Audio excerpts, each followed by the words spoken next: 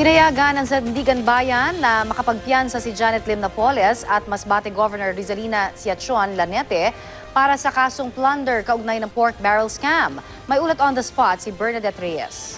Bernadette?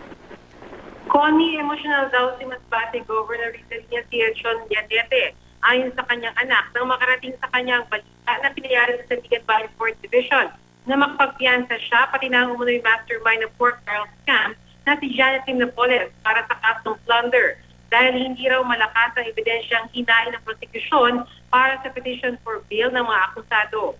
Nakakulong si Lanete sa Camp Bagong Diwa sa Taguig para sa kasong plunder matapos madawit sa umunoy anomalya sa pork barrel scam kung saan sinasabing ginamit ang PDAP niya noong kongresista pa siya para sa pagboto ng mga good project.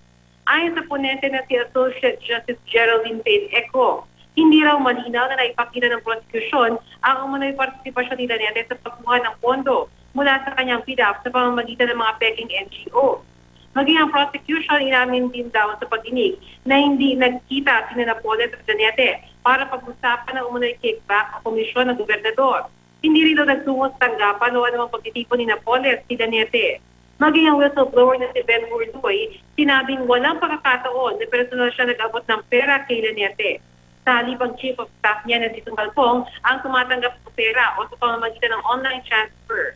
Pinayagan ng korte si Lanete at Napoles na makapagpiyansa sa halagang ₱250,000 para sa kasong plunder. Pero hindi pa rin po ni makakalabas sa Women's Correctional si Napoles sa kabila ng desisyon ng Sandigan Bayan dahil nakakulong pa rin siya para sa kasong serious illegal detention. Kung dyan, binasura din noon ng Sandigan Bayan 1st, 3rd at 5th Division ang petition for bail ni Napoles para pa rin sa kasong plunder kaugnay ng PDAP.